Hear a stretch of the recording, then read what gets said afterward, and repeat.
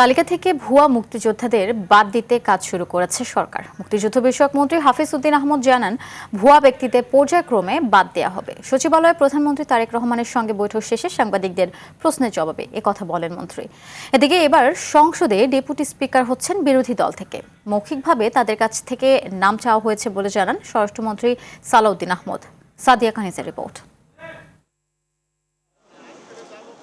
সচিবালয়ে সোমবার শিডিউল অনুযায়ী পর্যায়ক্রমে সরকার প্রধানের সঙ্গে বৈঠক করেন মন্ত্রী প্রতিমন্ত্রীরা।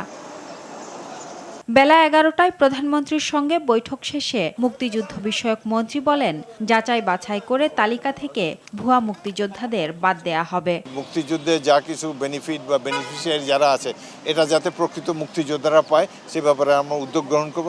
ভুয়া মুক্তিযোদ্ধাদের নাম ধীরে ধীরে পর্যায়ক্রমে আমরা বাদ দিয়ে দেব। জুলাই সনদের প্রতি সম্মান এবং রাজনৈতিক সমঝোতার অংশ হিসেবে এবার সংসদে ডেপুটি স্পিকার হচ্ছেন বিরোধী দল থেকে। প্রার্থী ঠিক করার জন্য জামায়াতকে মৌখিকভাবে প্রস্তাব দিয়েছে সরকার। জুলাই জাতীয় সনদের যে সমঝোতা বলা আছে যে ডেপুটি স্পিকার একজন বিরোধী দল থেকে মনোনীত হবেন বা নির্বাচিত হবেন, সেটা আমরা এখনই অফার করেছি। এদিকে বিরোধীদের আপত্তি থাকা সত্ত্বেও ত্রয়োদশ জাতীয় সংসদের প্রথম অধিবেশনে রাষ্ট্রপতি ভাষণ দেবেন বলে জানান স্বরাষ্ট্রমন্ত্রী। সুতরাং এগুলো একটা দীর্ঘ প্রক্রিয়া। RFL gas stove hassle free auto ignition নিশ্চিত করে ঝামেলাহীন রান্না। আরএফএল গ্যাস স্টোভ, নিরাপদ ও ঝামেলাহীন। প্রধানমন্ত্রীর সঙ্গে বৈঠক শেষে শিক্ষামন্ত্রী ববি হাজ্জাজ বলেন, শিক্ষা খাতে 180 দিনের সুনির্দিষ্ট পরিকল্পনা চেয়েছেন প্রধানমন্ত্রী। ঢাকা বিশ্ববিদ্যালয়ের উপাচার্য নিয়োগের প্রশ্নে প্রতিমন্ত্রী বলেন, পদত্যাগপত্র জমা দিলেও দায়িত্ব হস্তান্তর না হওয়া পর্যন্ত পদে বহাল থাকবেন বর্তমান উপাচার্য।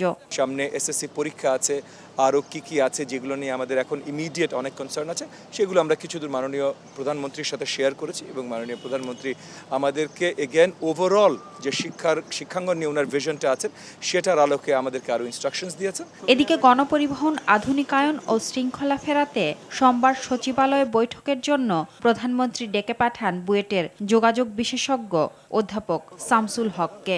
তিনি জানান, রাজধানীর গণপরিবহন আরও বিকেন্দ্রীকরণ ও জনবান্ধব করতে সমন্বিত পরিকল্পনা হাতে নিয়েছে সরকার। এর বাইরেও আরও কিছু করা যায়। পাশাপাশি নারীদের জন্য বিশেষায়িত বাস চালুর বিষয়ে পরিকল্পনা করছেন প্রধানমন্ত্রী। প্রাথমিকের মধ্যে থাকবে মহিলাদের জন্য আবেদন সৃষ্টিকারী এবং সিকিউর গণপরিবহনের বাস মহিলারাই চালাবে। সাদিয়া কানিজ, RTV, ঢাকা।